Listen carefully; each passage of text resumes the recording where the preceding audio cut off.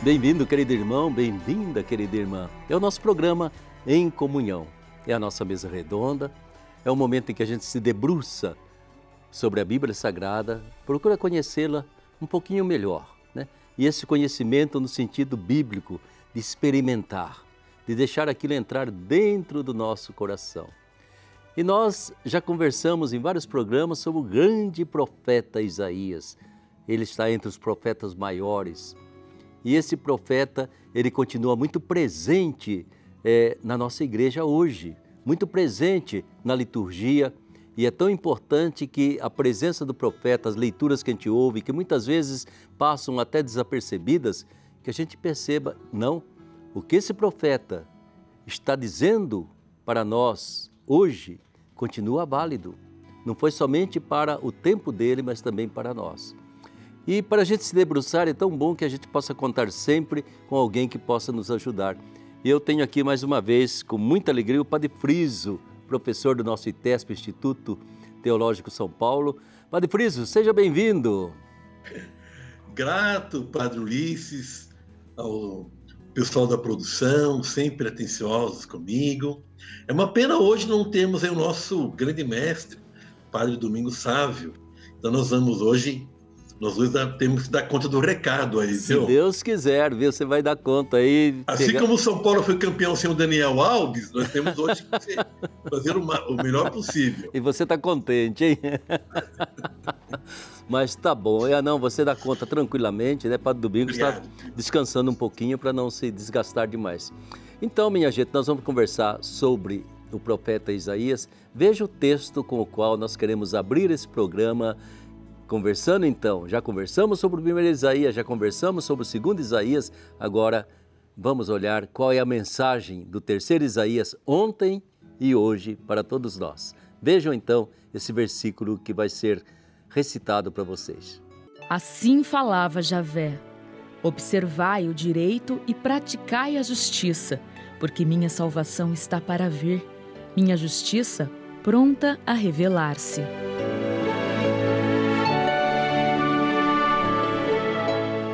Aí, Padre Friso, diante desse versículo, esse primeiro versículo do terceiro Isaías, qual o comentário assim, imediato que você poderia fazer? O comentário inicial é que Isaías 56, versículo 1, foi escrito pelo grupo da resistência. Vamos explicar isso. Sim. O exílio terminou em 536, não é? O imperador Ciro aí faz o edito e o povo quer voltar, não é?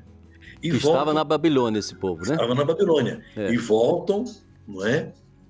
E querem reconstruir a cidade. Mas, na cidade, tem um galo aqui. Eu moro numa cidade que tem jardim, tem galinha, tem pato. Vou fazer o quê? Faz parte do fundo musical. Toda a criação louva ao Senhor, Padre Ulisses. Justamente agora o galo começa a cantar. Mas ele canta mais de 3 vezes. Então, quer dizer, ele anuncia a esperança. Não a traição de Pedro. Mas ele é meio desarticulado, né? Já passou a hora dele cantar e ele... Ou é preguiçoso, está acordando muito tarde. O que eu faço agora? Como é que eu vou lá mandar ele calar o bico, fechar o bico? Não, vamos com ele aí, fazendo fundo para o profeta Isaías. Mas então, esse primeiro versículo, Friso. Sim. Então, esse primeiro versículo, ele ressalta a justiça. Ele é feito, escrito pelos grupos da resistência. Olha como são fortes as palavras. Assim diz Adonai, diz o Senhor: observai o direito e praticai a justiça, porque a minha salvação está prestes a chegar e a minha justiça a se manifestar. Bem-aventurado o homem que assim procede, o filho do homem que nisto se firma. Então, a Nova Jerusalém, o projeto de voltar para Jerusalém deve garantir a justiça e o direito a todos. Não é apenas um grupo de privilegiados, não é apenas para os sacerdotes, para os levitas, para os cantores do templo, que estão voltando do exílio. Mas Jerusalém, que vai ter a marca identitária de Jerusalém é o culto a Javé, reconstruir a cidade, mas que dentro dela haja a justiça e o direito para todos. Não tem um grupo de padres e sacerdotes privilegiados, nem um povo segregado. Pelo contrário, é na justiça, no direito que se firma a igualdade. Então, com certeza, essa abertura do terceiro Isaías é escrita para os grupos que estão existindo, não é? Não é só cultuando a Javé, não é só reconstruir a cidade, mas que dentro de Jerusalém haja equidade social, equilíbrio, justiça e direito. Por quê? Sem a justiça e o direito não se faz uma sociedade de irmãos. Eis aí o grande anúncio, não é? E a grande crítica do terceiro Isaías, que é um livrinho formado pelos capítulos 56 a 66. Certo. Esses 10 capítulos formam o que nós chamamos de terceiro Isaías. O grupo que voltou do exílio estão reconstruindo a cidade de Jerusalém. Certo. No certo sentido, você está dando contexto para nós, né? E esse contexto do terceiro Isaías é importante. Talvez até pudesse recapitular, né? Nós tivemos um primeiro Isaías anterior praticamente ao exílio. Nós tivemos o segundo Isaías já durante o tempo de exílio na Babilônia. E o terceiro Isaías, o regresso à libertação. O Friso, você tem mais ou menos qual é a ideia, qual era a distância mais ou menos entre Jerusalém e Babilônia? Aproximadamente 1.300 quilômetros. É como se fosse de Guarulhos, sair de Guarulhos, ir ao Rio de Janeiro, voltar e voltar para o Rio. Uma viagem de ida e de volta, mais 450 quilômetros aqui, 440 de Guarulhos ao Rio, você vai ao Rio de Janeiro, volta e regressa daí. 1.300 quilômetros. Só imaginar isso aí a pé não deve ser brinquedo, viu? Sim. Você trazendo agora para nós o contexto, em certo sentido já trouxe do terceiro Isaías, só relembra um pouquinho a contextualização do primeiro e do segundo Isaías, porque são 3 pessoas, ou 3 grupos de pessoas, não foi apenas uma pessoa Isaías, ele emprestou o nome dele a outros profetas. Qual era a contextualização rápida assim do primeiro e segundo Isaías para a gente entrar no terceiro? Legal. É interessante, nós hoje que estamos lendo o livro do Isaías, nós percebemos diferenças narrativas. Então, o primeiro Isaías é o grupo antes do exílio, não é? Sim. Em 722, tem um grande império que desce para ocupar o outro grande império, o Egito. Desce a Samaria, com seu exército, com suas forças, com suas tropas. E o ideal da Síria, a Síria é ocupar o Egito. Nesta passagem, que é obrigatória para os terras da Palestina, eles destroem o reino da Samaria, a capital do reino de norte. E muitos samaritanos, muitos moradores do Reino do Norte, de Israel, que falavam a mesma língua, cultuavam o mesmo Deus, vêm morar em Jerusalém. Certo. Nós estamos em 622 e o profeta Isaías, então, critica severamente a aliança com deuses estrangeiros, a aliança com o Egito e diz: a nossa fé está em Javé. E é Javé que nos vai garantir a vitória, a estabilidade. Mas os reinos, os reis, os monarcas esquecem disso. E vão e se deixam levar por propostas políticas, Sim. pela ganância. E aí então surge o primeiro Isaías. E a escola do profeta Isaías foi tão importante, que surge o grupo de texto do primeiro Isaías. Aí vem o exílio babilônico. Em 587, leva o povo para o exílio. Tem um profeta que está lá no exílio, que dá acalanto para o povo, Sim. que dá esperança para este povo. Em 537, 538, 50 anos depois, surge um novo império, o Império Persa. Então, agora, o povo vai voltar para Jerusalém. E vem também a escola do profeta Isaías, que é o terceiro Isaías, não é? E nesse período vão reconstruir Jerusalém. Tem o profeta, tem o projeto de Esdras e Neemias, não é? Neemias, o governador, Esdras, sacerdote, querem reconstruir Jerusalém, mas sempre pensando em agradar o monarca persa. Olha.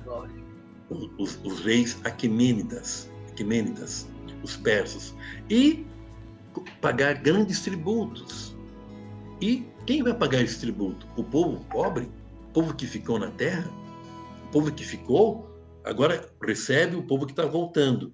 E aí tem um conflito entre aqueles que estão voltando, sacerdotes, levitas, cantores. Estão vindo da Babilônia. Estão vindo da Babilônia. Sim. E vão reconstruir Jerusalém. E ficou um resto do povo lá em Jerusalém, né? Sim, seriam os samaritanos. Esse grupo que ficou era o grupo dos samaritanos, o grupo de antigos operários. Sei. Os donos da terra, das terras, foram levados para o exílio. E o que faz Nabucodonosor? Dá aos funcionários, aos pobres, Sim. a terra que pertencia aos ricaços, aos grandes que foram exilados. Sei. E isso é muito bonito. Esse aí é o contexto do terceiro Isaías. Sei. E quando o povo volta para reconstruir, volta com as benécias dos persas, do Império Persa, não é? E o grande representante desta reconstrução são os livros de Esdras e Neemias. Lá nós encontramos muito bem o projeto dos monarcas persas, que é reconstruir Jerusalém para Sim. impedir que o Império Egípcio Sei. subisse para atacar a Babilônia. Certo. Então ele usa a Jerusalém como um tampão. Sim. Em 586, 87, Nabucodonosor, rei da Babilônia, vem, cerca a cidade e destrói Jerusalém. Sim. E leva os proprietários de terra para o exílio. E deixa na terra os operários, os Sim. funcionários, os pobres da região. Em 536, 38, Ciro, rei dos persas, assume o controle. Ele entra triunfal na Babilônia. Então, o Império Babilônico tem uma decadência e surge um outro império, o Império Persa. E é sobre a dinastia dos reis Aquemênides, não é? Rei Ciro, Dario, que os exilados vão voltar. E aqui é interessante, estamos em 536. 50 anos depois, 50 anos de exílio, favoreceu que um grupo de comerciantes, um grupo de pessoas, de judeus, da comunidade de judeus, prósperos comerciantes, se dessem bem na Babilônia. Esse grupo não voltará para reconstruir. Quem vai voltar? É o grupo dos ex-sacerdotes, antigos cantores, levitas, funcionários do Templo de Jerusalém. Sim. Esses voltam com o edito de Ciro, não é? E voltam com um ideal: vamos reconstruir Jerusalém, mas vão pagar taxas elevadas de impostos aos governantes persas. Então, de novo, o povo pobre que ficou vai ter que arrecadar dinheiro para pagar os tributos, porque o ideal do rei persa, Sim. dos reis persas, era fazer de Jerusalém uma cidade muito bem fortificada para impedir que os persas saíssem do Egito para ir à Babilônia. Então ele usa a cidade de Jerusalém estrategicamente para impedir que qualquer levante contra o governo persa. Então, eis aí o interesse. E nesse contexto, continua a escola dos discípulos do Isaías. O primeiro Isaías foi o original. Sim. Ele teve o júnior, o exílio. Sim. E agora volta o terceiro Ou Isaías. seja, esse terceiro Isaías, ele vem praticamente mais de um século depois do primeiro. E isto, nós estamos em 536. Certo. O primeiro é de 722, durante o período da Síria. Não é? A escola do profeta Isaías foi tão importante que vai durar 120, 130 anos. Interessante. Né?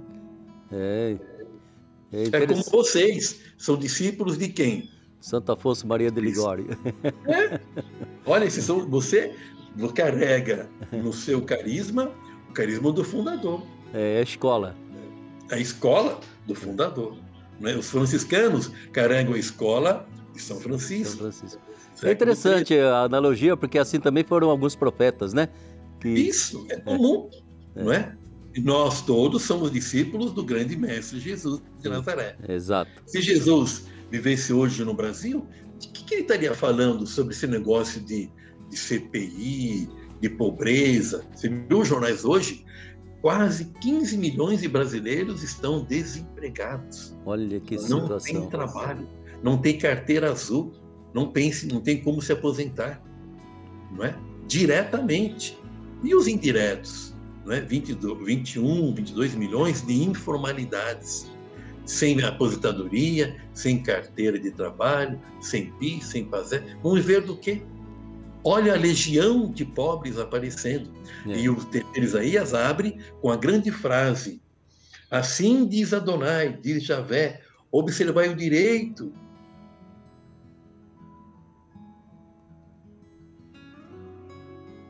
Tá. O Papa João Paulo II, não é, Padre Ulisses? Dizia assim... Um momentinho só, deu uma travada aqui.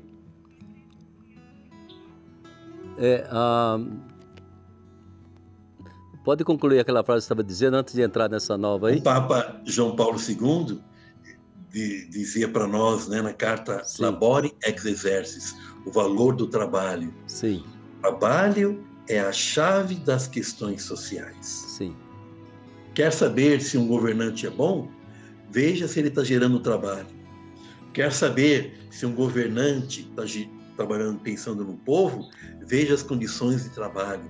Veja o fortalecimento dos sindicatos. Quer julgar se um governante é bom ou não? Veja se ele está cuidando do trabalho. E é isso. E o contrário também vale, né, Friso? Veja se ele... Quer saber se um governante não presta? É isso, sumiu o trabalho. Por que não pensa em trabalho? Não é? São desempregados que dão a nota. Está nos jornais de hoje, né? 14,8 milhões de desempregados. Direto, não tem carteira. Ou seja, essas situações todas que a gente vive hoje, como esse contexto que você coloca do terceiro Isaías, praticamente nem parece que se passaram aí 2.500 anos. Sim. Impressionante. Justamente, Padre Ulisses, nós temos que perceber, e aqui é interessante falar para o público nosso, né, que a palavra de Deus é a mesma ontem e sempre. E hoje é o Espírito Santo que atualiza a palavra. E essa palavra é atualizada na igreja, e a igreja encarna essa palavra para dar testemunho dela hoje, não é? Sim. Então, o terceiro Isaías, os capítulos 56 a 66, esses 10 últimos capítulos desse grande livro, é para nós um grande grito de esperança. De esperança, né? E ao mesmo tempo... Isso é construir. Os tempos são difíceis, mas nós iremos construir um novo céu e uma nova terra. Olha que fala o terceiro Isaías. Ele dá esperança para nós hoje. Então, Padre Friso, eu acho que é muito importante olhar... Você falava de que aquele pessoal que voltou da Babilônia, do exílio, eles queriam reconstruir tudo, né? O templo, o culto, porque eram sacerdotes, eram levitas, né? E a impressão que eu tenho é de que o profeta Isaías, esse terceiro Isaías, dá a impressão de que ele faz, assim, algumas observações críticas em cima desse desejo ou daquilo que esses sacerdotes e aqueles que tinham voltado de Babilônia desejavam realizar, né? Ou seja, deram uma marcha ré e pegaram o passado de volta. Qual foi a posição do profeta Isaías? Interessante, viu, Padre Ulisses? A posição do profeta Isaías foi aquela: nós vamos voltar, reconstruir Jerusalém, mas com justiça. Sei. Mas com justiça. Mas com justiça. E o nosso culto, nossa convivência será para expressar a fraternidade entre nós. Não tem um culto apenas no vazio, no abstrato. O Isaías puxa a orelha dos sacerdotes e dos levitas do seu tempo para dizer que o culto a Deus deve ser feito na verdade e na justiça. Tem um texto que eu gostaria de ler, quer ver? Cadê o texto aqui? Eu até havia separado ele. É o texto do Isaías 66, último capítulo do livro, versículos 1 a 6. Diz o texto, quem está nos acompanhando em casa, pode pegar a sua Bíblia, em Isaías 66, versículo 1 a 6. Diz o texto: assim, vamos ler juntos, aí eu leio aqui, vocês acompanham em casa aí. Assim diz Javé: o céu é o meu trono, e a terra é o estrado de meus pés. Que tipo de casa vocês poderiam construir para o meu descanso? Está falando do templo. Tudo isso foi minha mão que fez. Tudo o que existe me pertence, oráculo de Javé. Eu olho para o aflito e aquele de espírito abatido, e também para aquele que estremece diante de minha palavra. Há quem mata um boi e depois fere um homem. Há quem sacrifica um carneiro no altar e é como se degolasse um cão. Há quem apresenta uma oferenda e é como se fosse sangue de porco. Há quem faz uma invocação com incenso e é como se louvasse um ídolo. Todos eles escolheram seu próprio caminho e se alegram com suas abominações. Por isso, eu também escolherei seus castigos e farei cair sobre eles exatamente o que eles mais temem. Pois eu chamei e ninguém respondeu, falei e ninguém me obedeceu. E vocês ainda praticam tudo o que é mal diante de meus olhos e escolheram o que me desagradava. Isaías 66, 1 a 6. Olha só, o que Isaías está falando? Eu quero louvores, eu quero orações, eu quero incenso, mas tudo isso feito com justiça. Porque tudo isso é meu, não é? Ou seja, então, ele faz uma crítica... Sim. Pois não. Não adianta uma casa bonita, reconstruir o templo de Jerusalém, mas na base da injustiça. Não adianta um culto bonito, muitas harpas, muitos salmos, mas não a fraternidade ao irmão, à irmã. Uhum.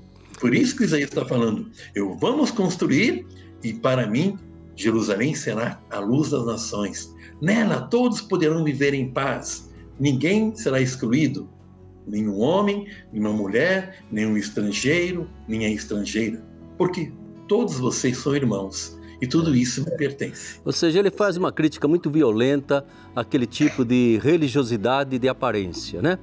Eu sou católico, eu sou crente, eu sou isso, eu sou aquilo, mas assim no frontispício, na casca, né?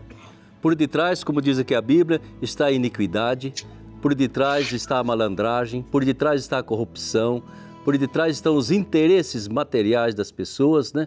E depois vamos lá fazer um incenso, vamos sacrificar um animal para a divindade, né? O tipo da religiosidade, que eu digo assim, comercial, né? Eu vou oferecer alguma coisa para Deus e Deus vai me favorecer, eu vou ficar rico, eu vou ficar com saúde, eu vou ficar bem.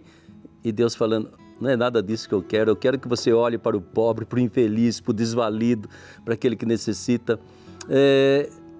Em parte, esse sonho de Jerusalém, como o profeta Isaías sonhava também, né? Continua sendo um grande sonho, até porque Jerusalém até hoje é uma bendita cidade de contradição, que não consegue integrar, mas dispersar, desintegrar, opor basta ver esse triste bombardeio que aconteceu nesses últimos dias, né?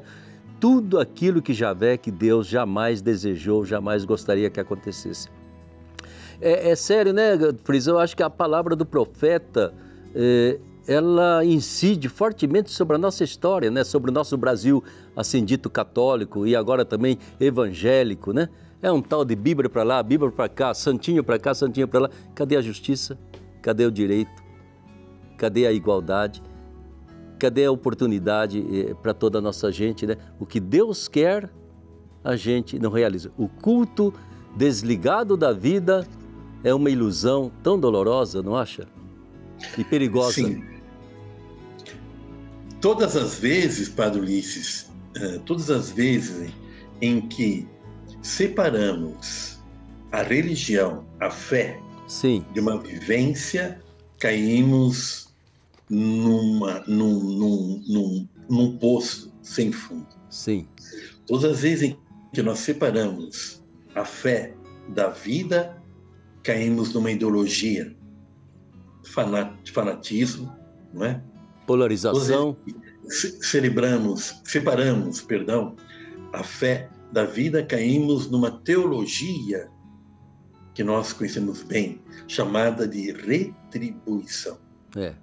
Eu rezo uma nação individualista, alienante e preconceituosa. A fé em Javé, o Isaías está falando isso.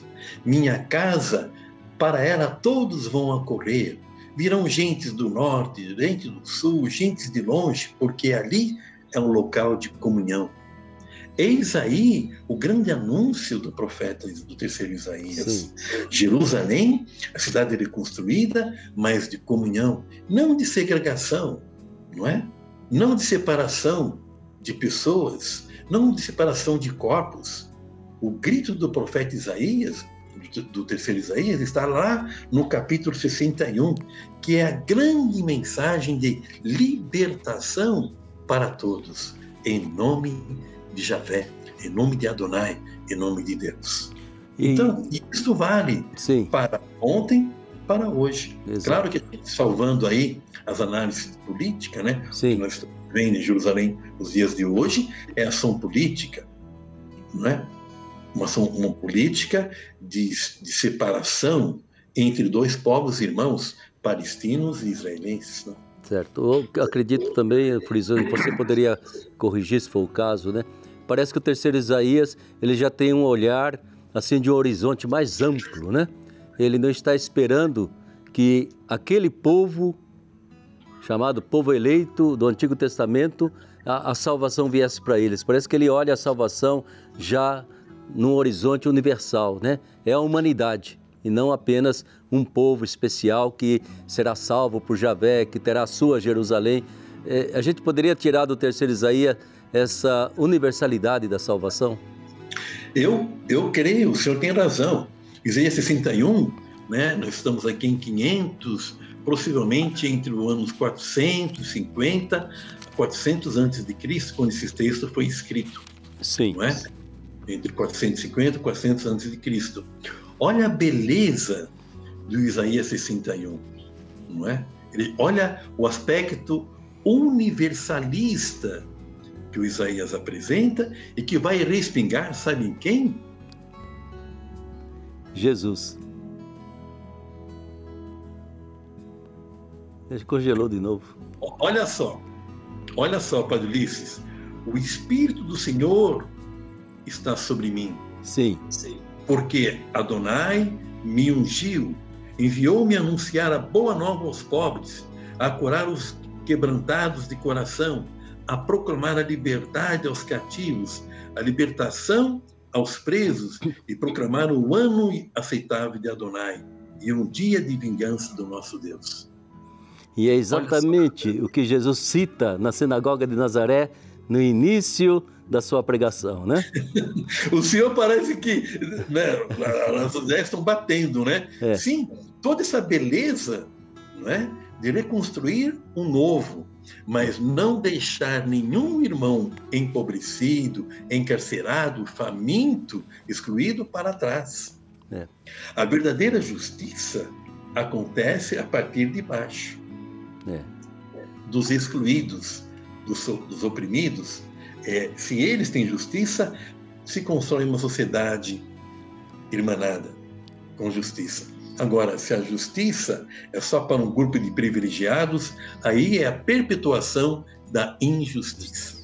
E é o que vai acontecendo na história do mundo, né? Desde pessoas, depois grupos de pessoas, grandes empresas, a uma justiça construída para poucos e uma injustiça provocada por esse tipo de justiça, entre aspas, que desaba e oprime a maioria da nossa gente. E Jesus, não é, Fris? Ele vem exatamente para dizer, olha gente, eu não vou reconstruir o templo de Jerusalém, não vou reconstruir mais nada, pode derrubar esse templo, já não tem mais simbolismo, significado algum, entende? Eu quero um corpo, um ser humano que se una a mim, formemos um novo corpo, um novo templo onde Deus possa habitar no coração das pessoas e não apenas em simbolismos, em cultos, em sacrifício de animais, nada disso. Em 3 dias eu vou reconstruir esse corpo que é a igreja como corpo de Cristo, né? Eu acho que é tão importante.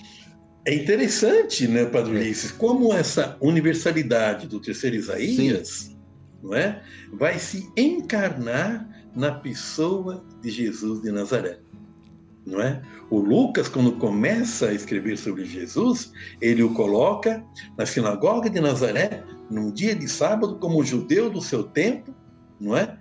Ele pega o rolo da leitura, o servente traz para ele abre o rolo e encontra Isaías 61. E aí começa a dizer, hoje se cumpriu essa passagem da Escritura. Então Jesus é o realizador. E nós também o somos na medida em que trabalhamos nas nossas comunidades, em nossos pastorais, povo de rua, carcerária, da saúde, da família, juventude, enfim, nossos pastorais, buscando construir relações justas a partir dos pequenos. E então, pois não, Padre Ulisses? Sim, não, eu acho interessante como Jesus, ele relê o Antigo Testamento, mas ele não sacramenta todo o Antigo Testamento, né? Inclusive esse texto que ele cita é muito interessante, porque ele pula exatamente uma pequena expressão aqui, um dia de vingança para o nosso Deus. E Jesus pula esse trecho porque eu não vim trazer nenhuma vingança de Deus, eu vim trazer o amor de Deus, o perdão, a reconciliação, e ele salta. Eu vim trazer a graça, um tempo de graça de Deus. Então eu vejo como Nosso Senhor, ele se apropria daquilo que ele deu. Eu estou cumprindo aquilo que o profeta disse, né? Mas esse pedacinho dele não é comigo, não. Eu vim trazer graça, misericórdia, compaixão, principalmente com quem mais precisa. Eu acho essa sabedoria de Jesus de puxar o antigo, atualizar e ver que aquilo se realiza exatamente através dele, do jeito dele, né? Eu digo sempre, Padre Ulisses, quando nós nos deparamos com um texto um pouco difícil nas Escrituras, no Antigo Testamento ou no Novo Testamento, sempre é bom ver como Jesus responde. Jesus é a chave de toda a Escritura. Jesus é a base das interpretações das Escrituras. Então, hoje ele fala, nesse texto, atualizado na vida de Jesus, Jesus apresenta-se como aquele que vem instaurar um modelo de fraternidade e de justiça entre nós, a partir dos pequenininhos. Bom bater, eu reafirmo isso, né? A justiça e o direito apresenta algo novo na sociedade quando ela começa a ser feita pelos pobres, pelos excluídos. Sim. A justiça não é para um grupo de privilegiados, não é? De ricos, de poderosos. Não, é para os pobres. Certo. E eu tenho a impressão também de que até você poderia considerar isso. Tudo aquilo que o profeta, esse terceiro Isaías, ele deixou para nós como mensagem, né? A gente pode dizer tudo que ele, em termos de crítica, ele anunciava um culto verdadeiro, uma vivência da fé que realmente não fosse só de aparência, né? Tudo isso, eu acho que é todo um processo que ainda estamos dentro desse processo, não acha, Friso? Eu sempre digo para o pessoal, alguns que gostam de falar, o mundo está chegando ao final, falando, Deus tem paciência. Ele vai dar pelo menos mais uns 50 séculos para a gente, para ver se nós conseguimos cumprir algumas profecias, porque ainda não se realizou. Nós estamos num processo de tudo isso, né? É como se fizesse 2 horas que o profeta disse essa palavra e nós estamos buscando ver se isso se cumpre na história da humanidade, né? Aí qual que é o nosso papel de comunidade de Jesus em tudo isso para fazer que a profecia vire realidade? O primeiro papel é perceber que nós estamos perdendo muitos direitos. Sim. Muitos direitos. Tiram de nós muitos direitos. E quem é que tira de nós os nossos direitos?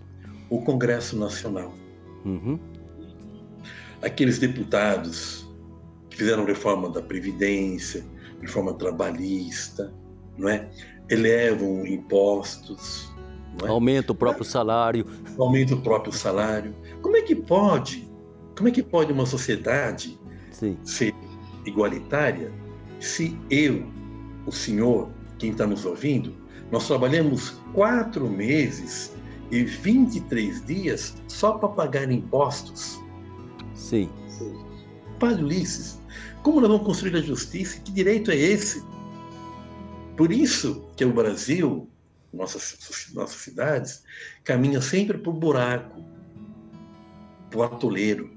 O rico cada vez mais rico e pobres cada vez mais pobres. O fosso, a diferença, não é, entre os grupos aumenta. Por quê? Elegemos pessoas muito maldosas. Elegemos pessoas que não têm nada de fraterno em si, a não ser prestar interesse ao dinheiro, à ganância, ao ter. Como pode, não é? Um grupo muito pequeno de pessoas, de 11 banqueiros, ter o equivalente a 50% do dinheiro de todo o povo brasileiro? É absurdo isso. Como é que pode, em tempos de pandemia, só banqueiro, donos de banco, ganharem dinheiro? Não tem emprego, não tem mercado, o povo viver com R$150, né? E os excluídos. Enfim, a gente fica muito triste com isso. A gente lê o profeta, quer fortalecer nossa esperança. Sim. E a gente diz, puxa vida, estamos longe disso. Sem direito não se constrói, sem o direito e a justiça, não se constrói uma sociedade de irmãos. Eu acho que é importante, por isso, o que foi acontecendo, entende? Ao longo da história da humanidade, né? Esses altos e baixos, maré vazante, maré enchente na história, mas a gente está colocado dentro desse mundo, com a Bíblia na mão, apontando que tem solução, tem jeito, há esperança, né? E não se enganar com determinadas propostas que são feitas que não atingem a maioria do povo. Sempre que esse povo é marginalizado, alienado, está havendo alguma coisa que não é de Deus. Está havendo algo que absolutamente não foi a revelação divina para o ser humano. É que eu digo assim, Deus não fica ofendido, Ele fica triste, porque Ele vê os filhos e filhas sofrendo, e sofrendo porque um não sabe respeitar direito o outro. Friso, mais uma vez quero agradecer a você, diga mais algumas palavras que já estamos encerrando o nosso programa, mas esse momento em que nos debruçamos e veja quanta conversa sai de um terceiro Isaías, meu Deus do céu. Grato, Padre Ulisses, a todos os amigos, amigas da TV Aparecida, aos produtores do nosso programa e a você que nos acompanhou, né, nesses 3 encontros sobre esse grande profeta. Agora, espero que as dicas sejam úteis e agora, texto na mão, livro, mensagem bem compreendida e, como diz o nosso arcebispo, pé na missão.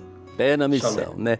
E é assim que a gente se despede de você. Nos despedimos também desses 3 profetas com o nome de Isaías, né? E não esqueça, a profecia ainda não se realizou e nós estamos nessa caminhada apontando a direção das profecias, nunca na contramão dessas profecias. E que a gente possa, então, ter certeza, Deus está ao nosso lado, como esteve no passado, Ele continua ao nosso lado. Caminha na direção da esperança de Deus para todos nós. Muito obrigado pela sua participação, que Nossa Senhora continue abençoando, alimentando a sua esperança, confiança em Deus. olhe para o alto, Deus está junto conosco. Olhe para frente com muita esperança e pé no chão, com a Bíblia aberta e com o terço na mão. Muito obrigado, até a semana que vem, se Deus quiser.